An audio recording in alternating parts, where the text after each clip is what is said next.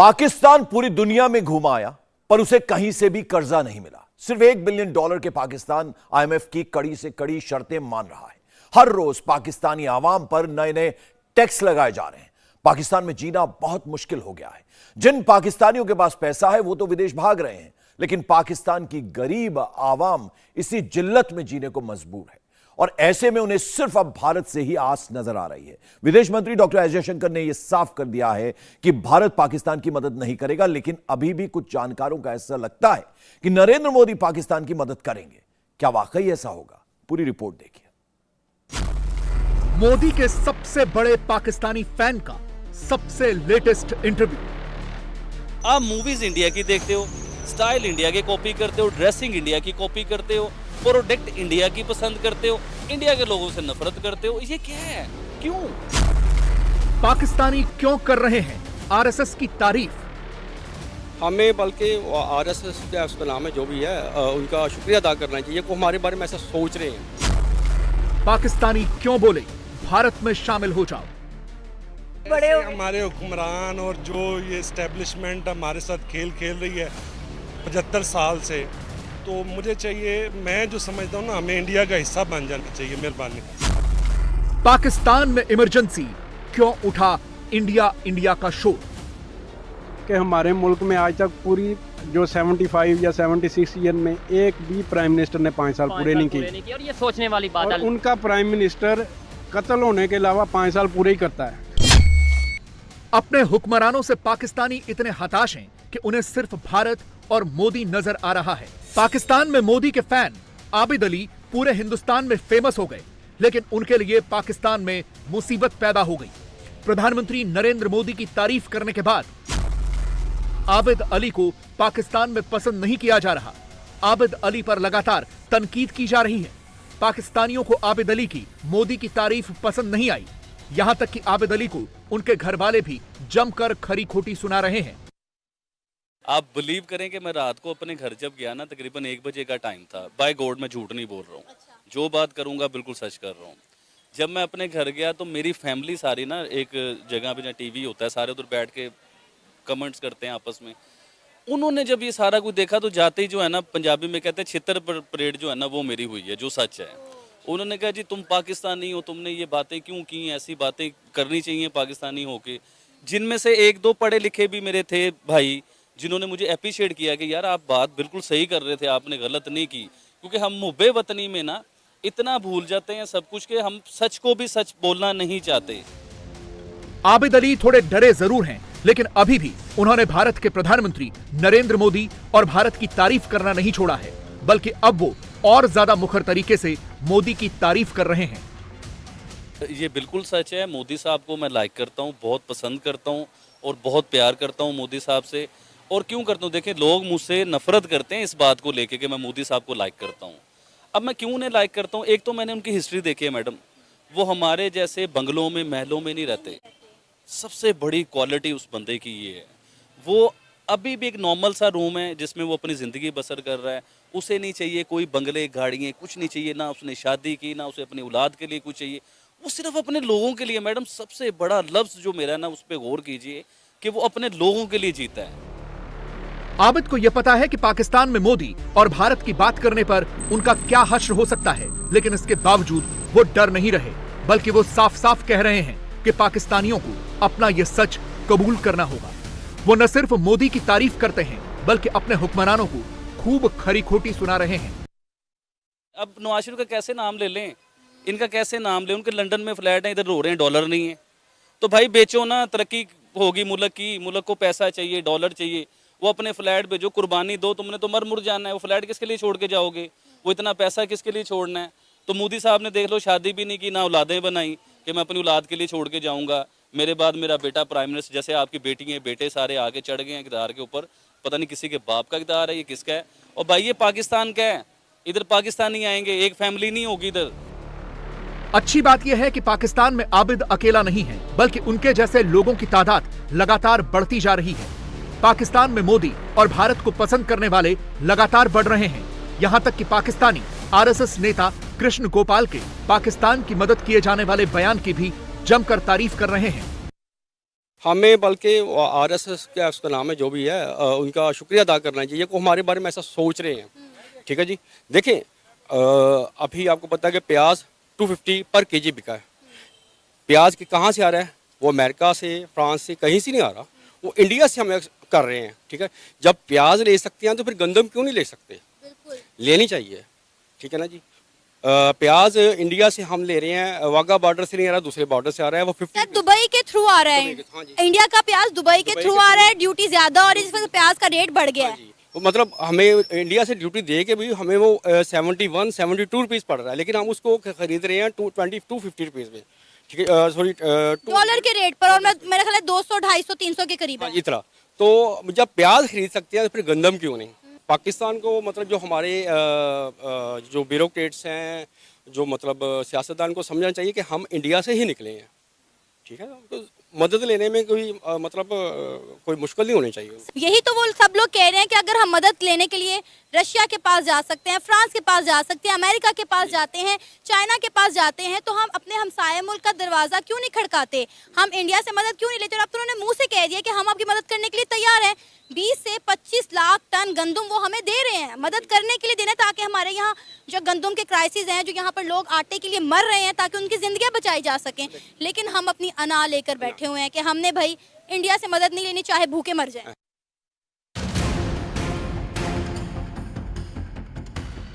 पाकिस्तान लगातार डिफॉल्ट होने की कगार पर खड़ा है। वो इंटरनेशनल मॉनेटरी फंड की कड़ी से कड़ी शर्तें भी मान रहा है। आईएमएफ की भीख के लिए शहबाज शरीफ ने अपने लोगों पर महंगाई का ऐसा बोझ डाल दिया है कि पाकिस्तान में अब गुजर बसर मुश्किल हो गई है। पाकिस्तान ने आईएमएफ की एक और कड़ी शर्त मान ली है। पाकिस्तान अपने मुल्क में ब्याज दर 19% करने पर मान गया है। इससे पहले पाकिस्तान में अक्टूबर 1996 में इंटरेस्ट रेट 19.5% था। पाकिस्तान को आईएमएफ से $6.5 अरब की इमदाद चाहिए, जिसमें से वो $1.1 बिलियन तुरंत चाहता है। लेकिन मदद करने से पहले आईएमएफ पाकिस्तान को पूरी तरह से अपनी शर्तें मनवा रहा है। उसने पाकिस्तान सरकार को अपने लोगों पर नए टैक्स लगाने पर मजबूर किया। आईएमएफ के कहने पर ही पाकिस्तान पेट्रोल और बिजली के दाम बढ़ा रहा है। पूरी दुनिया में शहबाज शरीफ साहब ने हमारा जो है ना सर शर्म से झुका दिया है कि हर दुनिया से हर मुल्क में वो भीख मांगता फिरता है। तो वो इंडिया तो पहले ही हमें बहुत कोट कर रहा है। अब उनके चैनल निकाल के देख लें, हर चैनल पे यही चल रहा है कि ये बेकारी जो है पूरी दुनिया में घूम रहा है कटोरा लेके, और इसको कोई भीख नहीं दे रहा। तो लास्ट टाइम आपको पता है उधर तुर्की में जो जंजला आया था, ये उधर भीख लेने जा रहे थे। उन्होंने कहा इधर ना अभी आएँ, हमें तो अपनी पड़ी हुई है, तो आप इधर भीख लेने आ रहे हैं, बराए मेहरबानी आप अपने मुल्क में ही रहें। तो ये हमारी मुल्क की बेइज्जती नहीं है तो और क्या है। हुकूमत के इन फैसलों पर पाकिस्तानी अवाम रो रही है और पाकिस्तान के अर्थशास्त्री भी मान रहे हैं कि लगातार कर्जे लेकर पाकिस्तान बहुत बड़ी गलती कर रहा है। जब भी हमें कोई क्राइसिस होता है तो बहुत आसान होता है कि बस कर्जा ले लो। पाकिस्तान इतने सालों से ये करता आया है।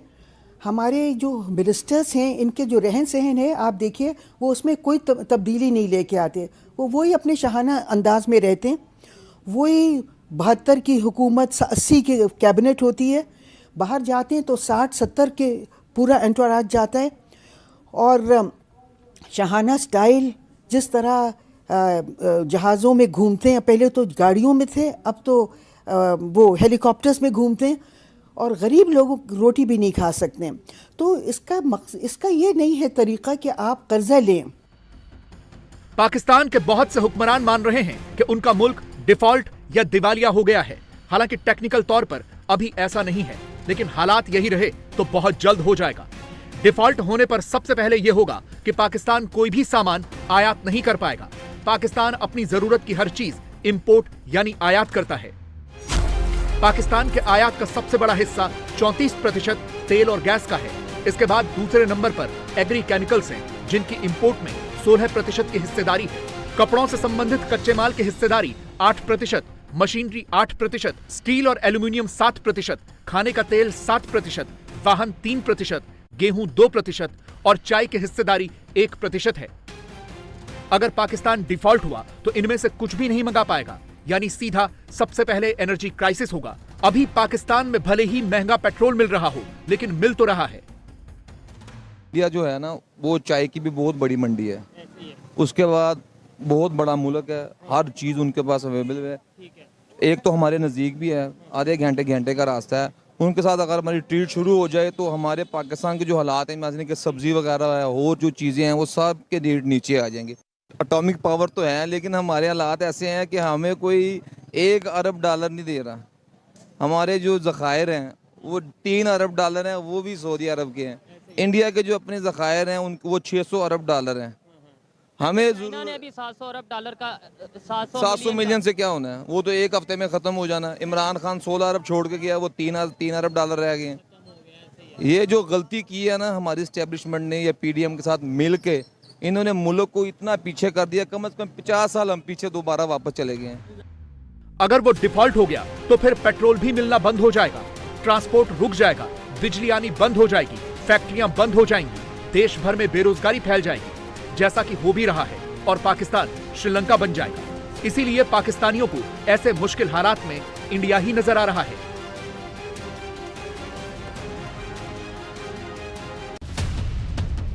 पाकिस्तान में हालात इतने खराब हो गए हैं कि अब दवा का भी नया संकट खड़ा हो गया है। पाकिस्तान 95% दवाइयों के लिए आयात पर निर्भर है। पाकिस्तान की दवा निर्माता कंपनियों के पास कच्चा माल नहीं है, क्योंकि डॉलर की कमी की वजह से वो नया माल मंगवा नहीं पा रहे, जिससे अब मजबूरन पाकिस्तान में दवाइयों का उत्पादन कम हो गया है। इसके अलावा मेडिकल उपकरणों की कमी के कारण डॉक्टर सर्जरी नहीं करने पर मजबूर हैं। ऑपरेशन थिएटरों में दिल, कैंसर और किडनी की सर्जरियां रुकी हुई हैं, क्योंकि इसके लिए जरूरी एनेस्थेटिक्स का सिर्फ 2 हफ्ते से भी कम का स्टॉक बचा है। पाकिस्तानियों को पता है कि उनके मुल्क के ये हालात उनके देश की फौज नहीं किए हैं, इसीलिए वो अब खुलकर अपनी फौज के खिलाफ बोल रहे हैं। कभी आपने सुना है उनकी आर्मी ने कोशिश की है मार्शल लॉ लगाने की? नहीं। ठीक है, मैं ऑस्ट्रेलिया रह के आया हूँ, मेरे दोस्त इंडियंस भी थे। अच्छा। उनकी जमहूरियत, उनके सियासतदान भी हमारी तरह कोई करप्ट ही हैं, मतलब ज़्यादा हैं, लेकिन उनके अदारे नहीं इन्वॉल्व होते किसी भी सियासी मामले में। उनकी मजाल नहीं है कि वो किस तरह से मुदाखलत करें। हमारे अदारों ने हमारे मुल्क का बेड़ा गर्क कर दिया है। ये बात अब हमें कहनी पड़ेगी। और हमारे मुल्क में आज तक पूरी जो 75 या 76 ईयर में एक भी प्राइम मिनिस्टर ने 5 साल पूरे नहीं किए। और ये सोचने वाली बात है। उनका प्राइम मिनिस्टर कत्ल होने के अलावा 5 साल पूरे ही करता है। इंडिया एक ऐसा मुल्क है जिसको हम अपना जाती दुश्मन मानते हैं, क्या हमें उनसे मदद लेनी चाहिए? हमें मेरी बहन इंडिया में शामिल हो जाना चाहिए। मुझे लगता है बहुत ज़्यादा अंदर से बड़े हो गए। हमारे हुक्मरान और जो ये इस्टेब्लिशमेंट हमारे साथ खेल रही है 75 साल से, तो मुझे चाहिए, मैं जो समझता हूँ ना, हमें इंडिया का हिस्सा बन जाना चाहिए। मेहरबानी। पाकिस्तान से ये आवाज लगातार उठ रही है कि इससे बेहतर तो हम हिंदुस्तान में ही होते। पाकिस्तानियों को अब ये भी समझ में आ रहा है कि उनकी फौज और हुक्मरानों ने कश्मीर के नाम पर पूरे मुल्क को बरगलाया है।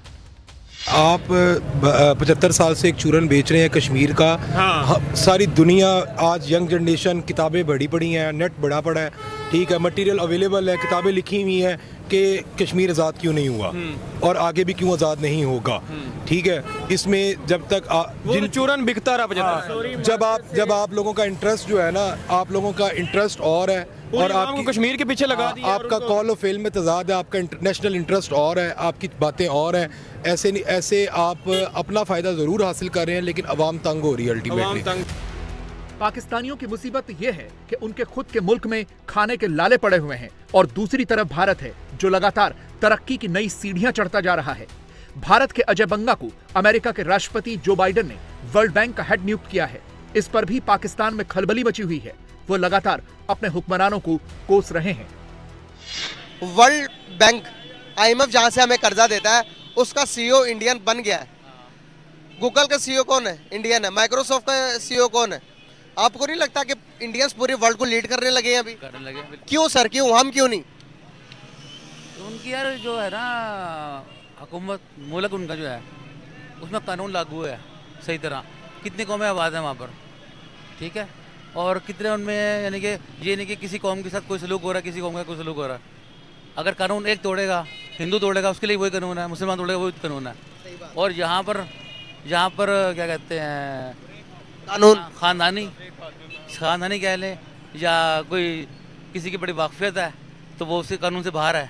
कि ये हमारे लिए बड़ी शर्मनाक बात है कि हमारा हमसाया मुल्क जिसको हमने रातों रात दिन रात हर एक गालियां दे के हम समझते हैं कि उससे आगे निकल जाएंगे, जी हम उसको बुरा भला कह के आगे निकल जाएंगे। ठीक है, हमारा दुश्मन है। 650 अरब डॉलर की इकॉनमी है। ये अभी आपने वर्ल्ड बैंक की बात की है, हमारी 3 अरब डॉलर की इकॉनमी नहीं यहाँ पे पूरी हो रही, उससे मुकाबला करेंगे। जज्बों से जरूर अच्छी बात है, जज्बे होने चाहिए, लेकिन अमलन भी होना चाहिए। बागेश्वर वाले बाबा ने धीरेन्द्र शास्त्री ने आज फिर हिंदू राष्ट्र का उद्घोष किया। हिंदू राष्ट्र का कॉन्सेप्ट क्या होगा, हिंदू राष्ट्र का फॉर्मूला क्या होगा, हिंदू राष्ट्र में किसको जगह मिलेगी किसको नहीं मिलेगी, सब कुछ समझाया, हर सवाल का जवाब दिया, पूरी डिटेलिंग की थी। उन मौलानों को जवाब भी दिया जो उनका विरोध कर रहे हैं। बागेश्वर वाले बाबा को जो ढोंगी कह रहे हैं, उनको फिर एक बार अपने दरबार में खुली चुनौती दी। बागेश्वर वाले बाबा ने मध्य प्रदेश के टीकमगढ़ से आज ऐलान कर दिया कि उनका उद्देश्य हिंदू राष्ट्र ही है। उनका हिंदू राष्ट्र कैसा होगा, हिंदू राष्ट्र को लेकर धीरेन्द्र शास्त्री के कैसे विचार हैं, पूरी जानकारी इस रिपोर्ट में है।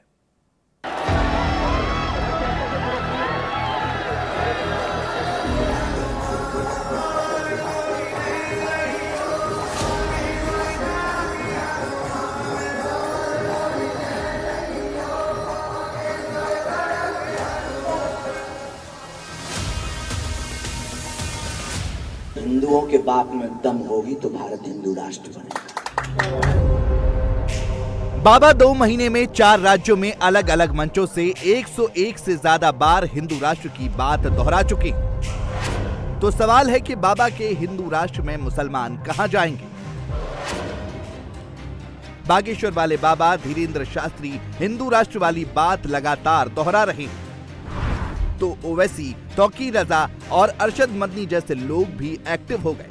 बाबा धीरेन्द्र शास्त्री के नाम पर डराने आ गए या फिर बचाने आ गए, या फिर सब एक ही काम पर है, बस फॉर्मूला अलग अलग है। बाबा धीरेन्द्र शास्त्री ने नया हिंदू राष्ट्र के लिए फॉर्मूला दिया, संविधान संशोधन का।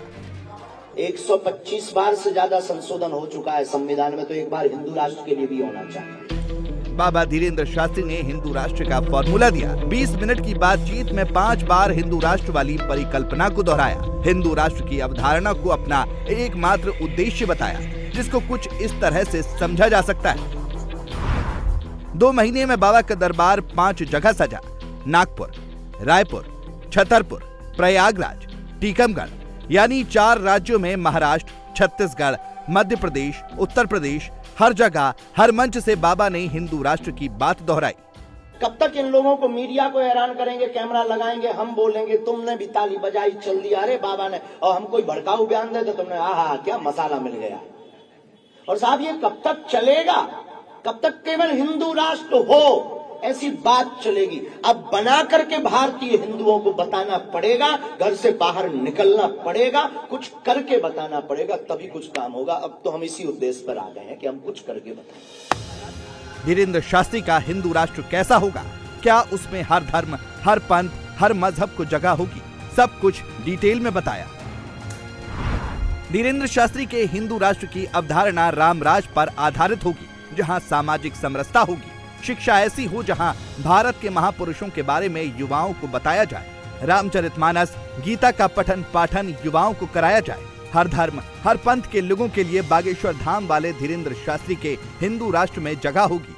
सामाजिक समरसता, राम राज्य की कल्पना, भारत विश्वगुरु की ओर अग्रसर, शिक्षा नीति में हमारे महापुरुषों की जीवनियां, रामचरितमानस और गीता के पाठ से युवाओं के अंदर का जोश जगाना, और रामचरितमानस और गीता के उपदेशों का पठन पाठन करवा करके प्रत्येक युवा की दिशा और दशा को मार्ग पर रखना। मैं सिखों भी चाहिए, मुस्लिम भी चाहिए, ईसाई भी चाहिए, हमारे हिंदू राष्ट्र में सब रहेंगे, क्योंकि हमारा हिंदू राष्ट्र कल्पवृक्ष होगा जिसकी छाया में सब बैठेंगे। धीरेन्द्र शास्त्री के हिंदू राष्ट्र वाली परिकल्पना से कुछ मौलाना काफी खफा हैं। इत्तेहाद मिल्लत काउंसिल के अध्यक्ष मौलाना तौकीर रजा का धीरेन्द्र शास्त्री के बारे में क्या कहना है, क्या सोच है, वो सुनिए। हिंदू राष्ट्र तो किसी के बाप की ताकत नहीं है कि बना सके, कोई नहीं बना सकता। हिंदू राष्ट्र का सवाल नहीं है, हिंदू राष्ट्र तो है। जब आरएसएस प्रमुख ये कहते हैं कि डीएनए एक है, सब हिंदुस्तानी है। हिंदू राष्ट्र का मतलब यह है कि हिंदुस्तानी राष्ट्र, या हिंदू राष्ट्र का मतलब यह है कि तिलकधारी हिंदू, चुटिया वाले हिंदू। धर्म हिंदू है या हम हिंदुस्तानी की हैसियत से हिंदू है। हिंदू राष्ट्र है, और इस किस्म की जो बातें करते हैं, मैं ये समझता हूं कि उनके ऊपर अगर देशद्रोह की कार्रवाई नहीं की जा रही है तो ये हुकूमत अपने पैर पर कुल्हाड़ी मारने का काम कर रही है। आने वाला वक्त इतिहास इन्हें कभी माफ नहीं करेगा अगर इन्होंने संज्ञान नहीं लिया। मैं फिर एक बार चेतावनी देता हूं, खुलकर चेतावनी देता हूं कि अगर इन दुशासनों और दुर्योधनों पर अंकुश नहीं लगाया गया, इन पर पाबंदी नहीं लगाई गई, तो मुझे अंदेशा है कि मेरे मुल्क में एक और महाभारत हो सकता है। उस महाभारत से हम अपने देश को बचाना चाहते हैं। मौलाना तौकीर रजा अकेले नहीं हैं जिनको धीरेन्द्र शास्त्री के हिंदू राष्ट्र और उनके दरबार से परेशानी है, बल्कि कई मौलानाओं ने धीरेन्द्र शास्त्री के दरबार को लेकर कई तरह की बातें कही हैं। रायपुर दरबार में जब धीरेन्द्र शास्त्री ने सुल्ताना की घर वापसी कराई तो दरगाह आला हजरत से जुड़े संगठन ऑल इंडिया मुस्लिम जमात के राष्ट्रीय अध्यक्ष मौलाना शहाबुद्दीन रजवी बरेलवी धीरेन्द्र शास्त्री पर भड़क गए। मुस्लिमों को धीरेन्द्र शास्त्री के दरबार में न जाने को कहा। आगरा मस्जिद के प्रबंधक मोहम्मद शरीफ काला ने धीरेन्द्र शास्त्री को देश तोड़ने वाला बताया। मुस्लिमों को धीरेन्द्र शास्त्री के कार्यक्रमों से दूर रहने के लिए कहा। इत्तेहाद मिल्लत काउंसिल के अध्यक्ष मौलाना तौकीर रजा ने धीरेन्द्र शास्त्री पर देशद्रोह की कार्रवाई की बात कही। ओवैसी भी धीरेन्द्र शास्त्री पर एक्शन की बात कह चुके हैं। बाबा के विरोध जैसे जैसे बढ़ता गया, धीरेन्द्र शास्त्री का वॉल्यूम भी बढ़ता गया। जितने भी मौलाना मौलवी धीरेन्द्र शास्त्री का विरोध कर रहे हैं, उन्हें ढोंगी बता रहे हैं, उनके हिंदू राष्ट्र की परिकल्पना पर प्रहार कर रहे हैं। धीरेन्द्र शास्त्री ने ऐसे सभी लोगों को बागेश्वर धाम आने की चुनौती दी है, जो कह रहे हैं कि बागेश्वर धाम में कट्टरता फैलाई जा रही है। उनका निजी मत है, उनको भय होगा कि कहीं बागेश्वर धाम जाकर बालाजी के चमत्कारों को देखकर लोग पंथ से सनातन धर्म में न आ जाए। ये उनका निजी विचार है। हमारे यहाँ तो हम उस धर्म से हैं जहाँ वसुदेव कुटुम्बकम की चर्चा की जाती है, और हमारे यहाँ तो सबका स्वागत है। और उनको हम एक बार प्रार्थना करेंगे कि मंगलवार को वो बागेश्वर धाम आवे। बागेश्वर धाम पर कोई कट्टरता नहीं है, बागेश्वर धाम पर हर पंथ के लोग मिल जाएंगे, और हमसे बहुत पर्सनली हर पंथ के। कल ही यहाँ टीकमगढ़ की कलश यात्रा में हमारी राम राजा सरकार की जो झांकी निकल रही थी, राम कथा की जो कलश यात्रा निकल रही थी, उसमें एक जगह नहीं 2-3 जगह मुसलमान भाई पुष्प वर्षा करके स्वागत कर रहे थे। ये वैमनस्यता फैलाना है। और हिंदू राष्ट्र हमारा किसी पंथ के खिलाफ नहीं है। हिंदू राष्ट्र का मतलब हम ये पंथ की लड़ाई बंद करना चाह रहे हैं। कब तक हिंदू मुसलमान करोगे इस देश में? कब तक जाति बात पर मारोगे और गालियां बकोगे? हम हिंदू राष्ट्र से ये मैटर ही खत्म करवाना चाहते कि हिंदू राष्ट्र बने, सामाजिक समरसता हो, सभी पंथ यहाँ पर रहे। इंडिया टीवी हर वक्त हर जगह डाउनलोड करने के लिए सर्च करें India TV news Google play store या ऐप स्टोर पर।